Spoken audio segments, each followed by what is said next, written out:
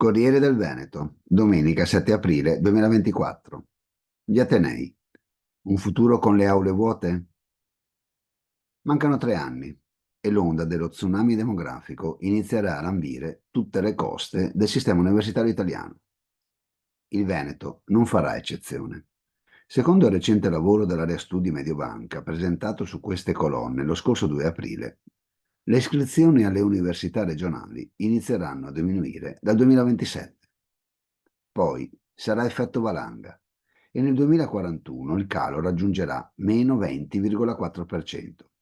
In sostanza, 23.800 matricole in meno. A dire il vero, siamo in buona compagnia, perché gli altri territori dell'Over non se la passano meglio. La Lombardia sarà a meno 16,4% e l'Emilia-Romagna a 16,3% in meno. Il fatto che il fenomeno si estenda a tutta la parte più competitiva e dinamica dell'Italia, invece di rassicurarci, peggiora la situazione e reclama scelte politiche difficili e decisioni strategiche coraggiose. Contenere il calo attraendo fuori sede dalle regioni limitrofe è una strategia a impatto basso o nullo. Il rapporto tra giovani veneti che vanno a studiare in altre regioni e giovani da altre regioni che scelgono un ateneo del Veneto è pari a 0,8. Sono di più quelli che se ne vanno rispetto a quelli che arrivano. Per farci un'idea, questo indicatore è pari a 2,2 in Lombardia, cioè 2,2 ingressi da altre regioni per ogni persona lombarda che va a studiare fuori dalla Lombardia, mentre in Emilia-Romagna questo indicatore raggiunge addirittura 4,3. In sostanza, è una partita persa cercare di contenere il calo attraendo fuori sede dalle regioni limitrofe. Puntare sul centro-sud è un déjà vu che si fa da decenni con alterni successi. I bacini di reclutamento di queste aree sono già quasi vuote e ci sono atenei che, a ragione, fanno politiche di prezzo per trattenere i giovani nel proprio territorio, almeno per la laurea triennale. Contenere l'emorragia di matricole con innovazione di prodotto è un'opzione su cui ragionare senza preconcetti.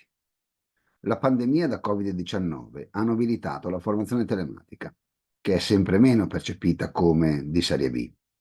Ciò apre la strada a una strategia di differenziazione del portafoglio di offerta degli atenei tradizionali, per raggiungere nuovi target di utenza, nazionale e non, con percorsi a fruizione, in parte online e in parte in presenza nelle sedi.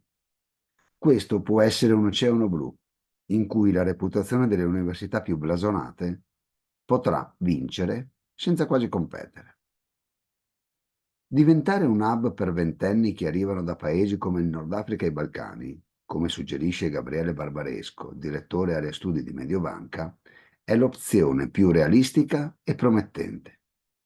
Le università venete lo fanno con successo da alcuni anni e stanno sviluppando team interni composti da persone con competenze specialistiche nel cosiddetto global engagement, capaci di intercettare flussi di degree seekers dall'estero, ovvero di persone che cercano di studiare nelle università fuori dai loro paesi di origine, di valutarne curriculum e potenzialità, di selezionarli e guidarli nell'apprendimento.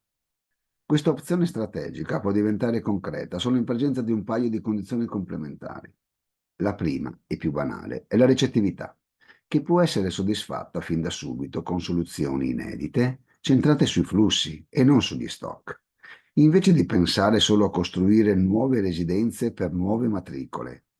Residenze che saranno pronte quando il calo di matricole sarà ben visibile e irreversibile. Si devono intercettare e riempire i posti letto che già ci sono nel territorio.